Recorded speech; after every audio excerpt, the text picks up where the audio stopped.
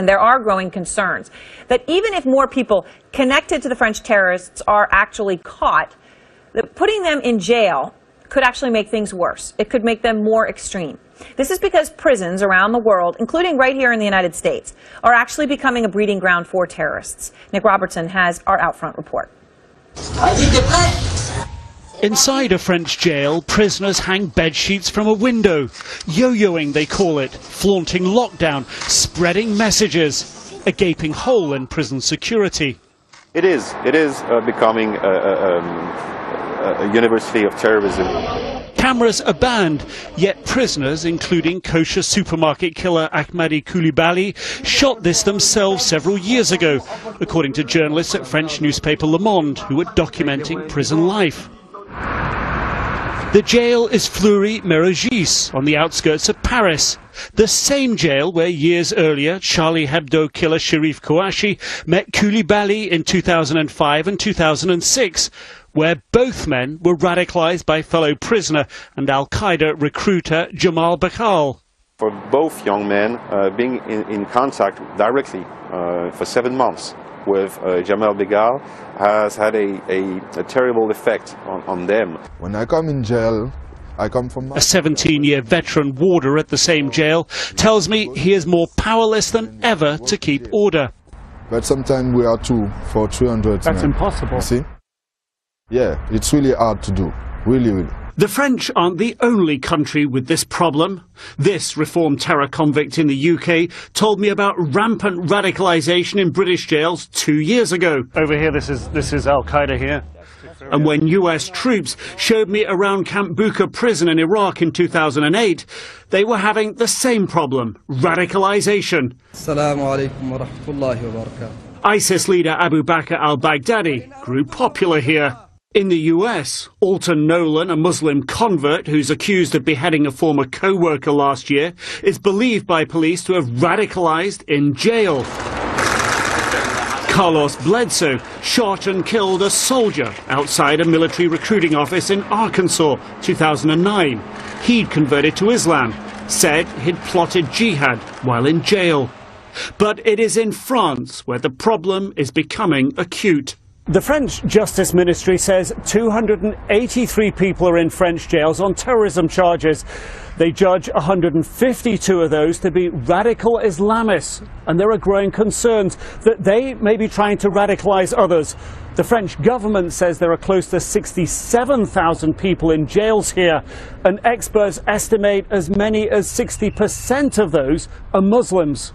Nick Robertson, CNN, Paris.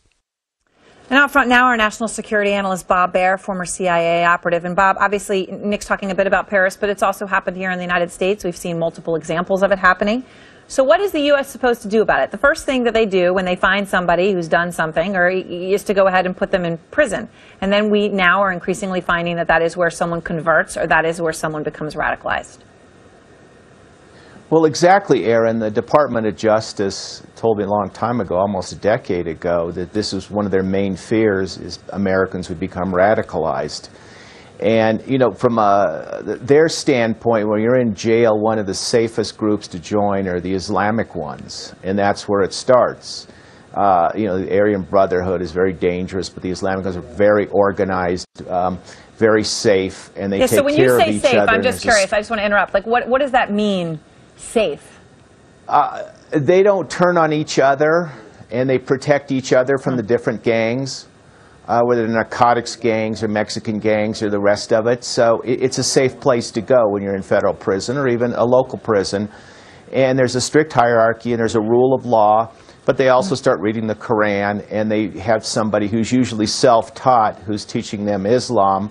And there are some cases where the Islam they teach the prisoners is radical jihad. They don't necessarily need to plan an attack, but they need to justify it in people's minds.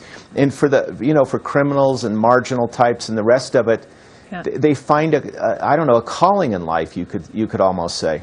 So what I'm curious about is you're now in this situation, we were discussing with France, but even with the U.S., where you say you have somebody who you think was involved or who was suspected or who has been in Syria. And that alone, people are saying, well, that's enough to detain. So then you detain people, some of whom may be planning something horrible and some of whom may not. But the ones who are not, what is the concern that, you know, they suddenly get radicalized? And I'm thinking about Guantanamo Bay, right? We put people into Gitmo with suspicion but not proof. Does that actually end up making people become more extreme? Oh, I think the Guantanamo prisoners, you know, a good number of them are going to be more radicalized. And they're going to go back home and they're going to join a jihadi group and attack American interests. It's just inevitable. They may not have committed a crime heretofore, but they will in the future, and there's nothing you can do to predict that.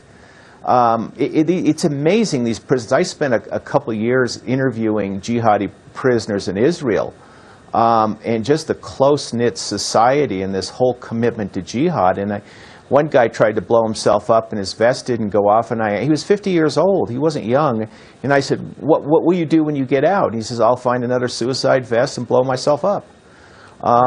It's a problem, but what do you do with these people? They still communicate, as we saw in France. Even when people are put in isolation, there are ways to talk in prison and to recruit people. Bob Baer, thank you very much.